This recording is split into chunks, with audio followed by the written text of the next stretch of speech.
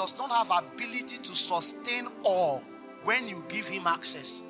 So in the carnal dimension, men begin to create a sense of scarcity because they think that it makes them relevant. And yes, among natural people, what is scarce is relevant. If by tomorrow morning you walk out of the road and you find out that every stone on the ground is gold, what will be the price? So pastors become scarce. They don't give members attention so that members will think they are important. Because if you create scarcity, the average natural mind will call you important. But God has no desire to create scarcity. God is so longing that God comes to your heart and says, I stand at the door and knock. If anyone will hear me, I'm willing to be with you day and night. God is so longing to be with you that he that is with us neither sleep nor slumber. It means while you are snoring, he's still there. God is not satisfied that he saw you yesterday. He's not satisfied that you prayed for 5 hours. He's not even satisfied that you had a devotion. God, his longing desire is to spend time with man. You can see it in the Bible, littered from Genesis to Revelation. That in Genesis, God was visiting in the evening. So every evening, God will walk down to gist with Adam. So it was only in the evening. Then Adam fell and left the garden. Suddenly, man knew the technology to invite God back. And so man created altars. Thank you, Holy Spirit. And when altars were created, man could call on God, but God was not satisfied with it.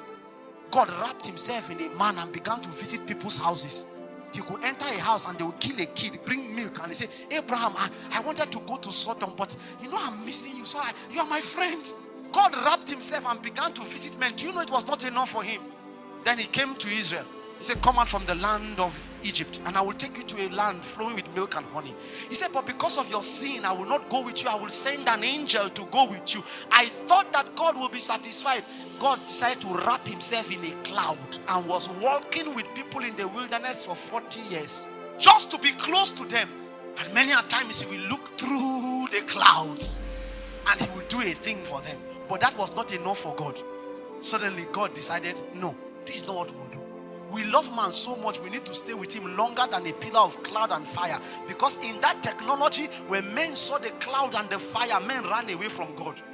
God said, no, what I want is intimacy. I want to be close. He realized, okay, the things that men receive are men. So he wrapped himself in flesh and came through a virgin. And he was wrapped up in human clothing so that he will not go back home. So that he can dwell with man. He can tell Peter, Peter, my friend. He can tell Peter, let us go a fishing. Launch into a deep. He can walk around and shake men and touch men.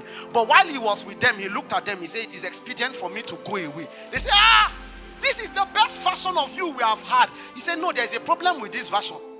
The problem with this version is that if I'm in Jerusalem, the people in Bethany cannot have intimacy with me. And if I go to Bethany, the people in Jerusalem cannot have intimacy with me. It's better I go. When I go, the Allos Parakletos will come. And when that one comes, he will not stand beside you as I am beside you or with you. He will be in you. So that even in your sleep, I will still be in intimacy. That's how much God wants to merge with man.